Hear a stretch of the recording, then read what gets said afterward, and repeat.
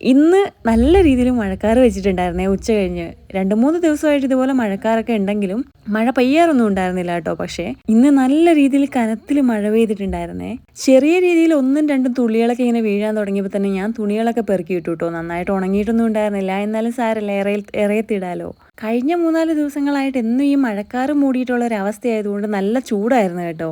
അപ്പുറത്താണെങ്കിൽ നിറച്ച് കുരങ്ങുകൾ വന്നിട്ടുണ്ട്. അതുങ്ങളുടെ ശല്യം സഹിക്കാൻ പറ്റണില്ല. ഒരു വാഴക്കൊലയൊക്കെ ഉണ്ടായിരുന്നേ, അതൊക്കെ ചാക്കിട്ട് മൂടി വെച്ചിട്ടുണ്ട് കേട്ടോ. സേഫാണ്. പിന്നെ നമ്മുടെ വീട്ടുമുറ്റത്തുള്ള തക്കാളിയാണ് ഞാൻ ആദ്യം വന്ന് നോക്കാറ് കേട്ടോ. പഴുക്കാറായി നിൽക്കുകയാണേ. ഇവർക്ക് പിന്നെ അത് പഴുക്കണമെന്നൊന്നും ഇല്ല കേട്ടോ. തക്കാളി ഏത് അവസ്ഥയിലാണെങ്കിലും അവർ കഴിക്കും. പിന്നെ ഇതുപോലുള്ള ഇല ഐറ്റംസ് ഒന്നും അവർക്ക് താല്പര്യമില്ല. അതുകൊണ്ട് ഇതൊക്കെ സേഫ് ആണ് കേട്ടോ എല്ലാ കാലവും. ഇതിപ്പോൾ കഴിഞ്ഞ ആഴ്ച നുള്ളിയതേ ഉള്ളൂ കേട്ടോ. ഇതിന് സുന്ദരിച്ചീര, വെൽവെറ്റ് ചീര എന്നൊക്കെ ഇങ്ങനെ പറയാറുണ്ട്. നല്ല ടേസ്റ്റ് ആണ്, ഹെൽത്തിയാണ്. അതിന്റെ കൂടെ തന്നെ ഒരു പാവലിന്റെ തൈയും കൂടെ ഉണ്ടായി വരുന്നുണ്ട് കേട്ടോ. അതിന്റെ തൊട്ട് പുറകായിട്ട് തന്നെ കോവീസിന്റെ ഇലകളും പാകമായിട്ട് നിൽക്കുകയാണേ. മിനിഞ്ഞാന്ന് അങ്ങോട്ട് തോരൻ വെച്ചിട്ടുണ്ടായിരുന്നുള്ളൂ. നുള്ളുന്നതിനനുസരിച്ച് പുതിയ പുതിയ തൈകളും പൊട്ടി ഉണ്ടാവുവേ. ഇതെല്ലാം ഉള്ളതുകൊണ്ട് തന്നെ എല്ലാ ദിവസവും കാണൂ കേട്ടോ ഇലക്കറി.